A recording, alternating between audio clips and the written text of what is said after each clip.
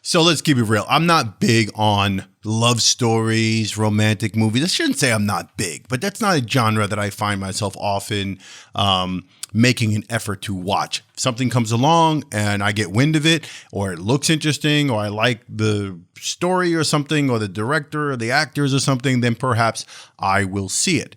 That is the case in Sylvie's Love on Amazon, an Amazon original starring Tessa Thompson, and I absolutely loved this movie, and I'm glad I took the time to watch it. So, gonna get into it on this episode of Film Fan.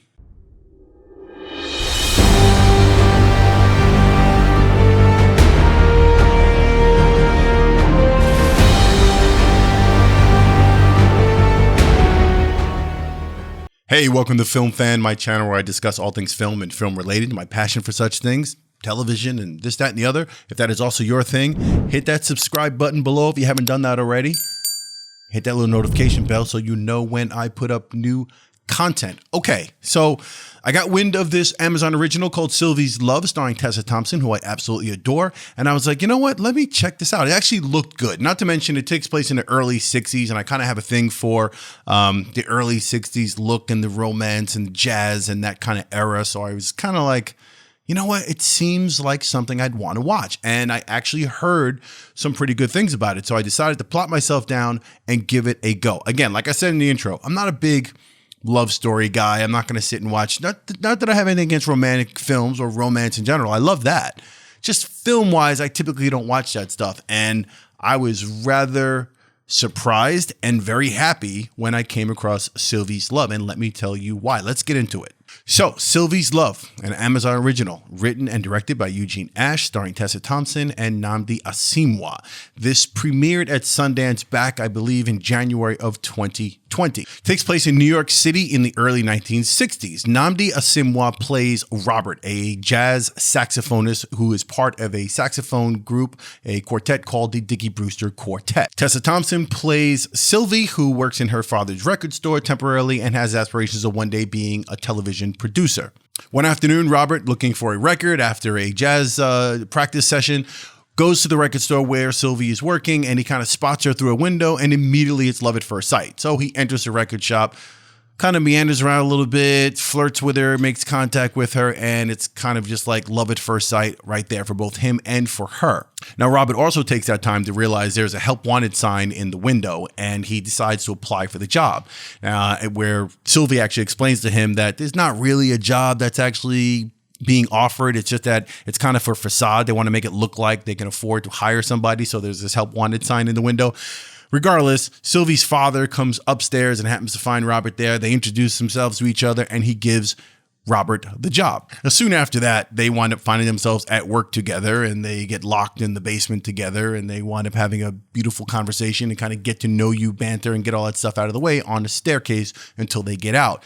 It's pleasant to look at, and you can see where this is going. It's pretty predictable, as a couple people have mentioned to me before, and most love stories are, but it's still actually fun, engaging, and it is beautiful to watch. One night, Robert invites Sylvie out to see him perform at one of the jazz clubs on one of the gigs that he's doing. She agrees, and she brings along her cousin, who's played by the lovely Aja Naomi King. At the end of the night, Robert escorts Sylvie home. It's kind of again, you know where this is going. There's a little, flirty conversation between the two of them. There's a goodnight kiss. And then the rest is kind of like from there, they just continue to fall in love. And we'll get into more of that without me giving you too many details and spoiling too many things. There is one little twist to this. Sylvie is actually engaged. So she's got a husband. It's one of those kind of arranged, not an arranged marriage, not like one of those countries, but it's one of these, back in that time you had these debutante balls and such, and the women were kind of paired up with well-to-do men or families, and it was that kind of thing. So her husband is kind of in that range, but he's not in the country at the time. He's in Korea, so she's kind of just hanging out, and she winds up falling in love with this guy. So without going too much further and giving away spoilers and everything, that's pretty much what the movie's about. It's Robert and Sylvie falling in love.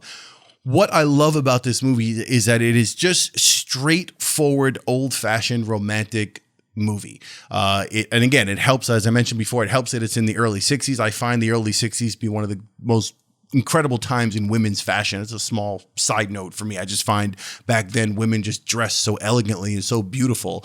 It was something about that. So, and the way Tessa Thompson is dressed in this movie and the costume design was just so great to look at. That also kind of like pulls my strings a little bit. And this is just this is a love story between beautiful Black people, brilliantly written and directed, and the performances are great. There's no extra stuff going on here. And I think that's what it is for me. There's no minor subplots. I mean, there are, don't get me wrong. There's like, again, and I'm not going to give spoilers, just little things here happening with the Dickey the Dickey Six Quartet, whatever it's called, right? Like there are some issues there, and there's stuff with the management and how Robert is going to be going across to Paris and what's going on with the band, and there's some jealousy within the band.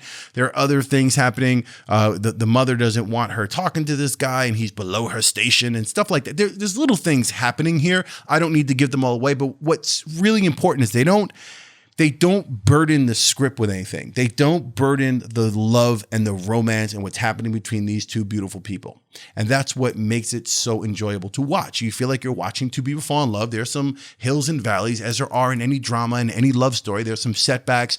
There's some twists in this. There are a couple things that happen.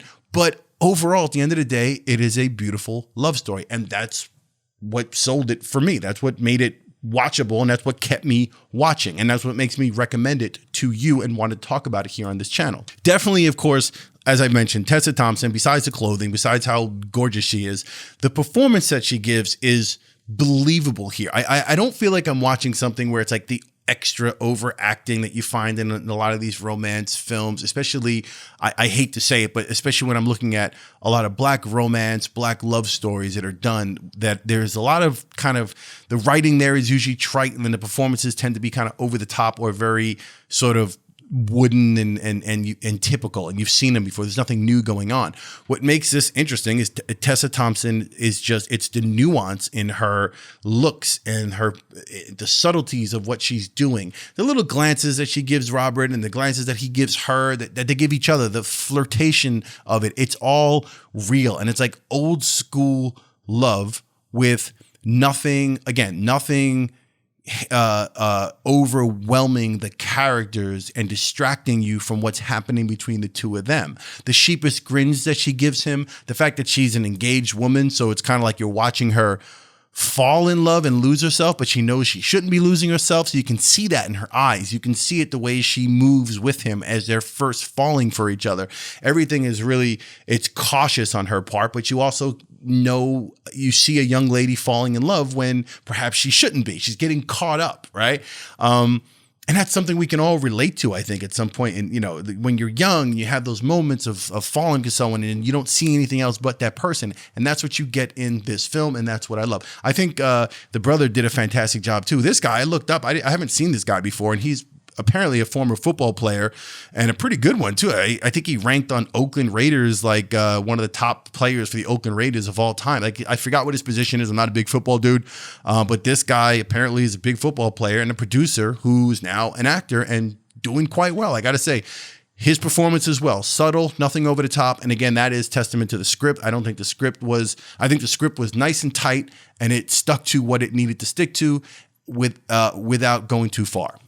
If that made any sense, right? Did it? It did. As for the music, again, it's taking place in the early 60s, and it is a jazz kind of setting, background. Music was done, the actual score was done by Fabrice Lecomte, and then you've got a soundtrack that features the Drifters, Louis Armstrong, Bill Haley and the Comets. It's actually a really good scene with the Bill Haley and the Comets song with Tessa Thompson and this guy, and that's a cute scene. Charlie Parker, Jackie Wilson, Nancy Wilson, Sarah Vaughan, Sam Cooke, Doris Day, The Miracles, and plenty more. I'm pretty sure there's some Miles Davis in there as well.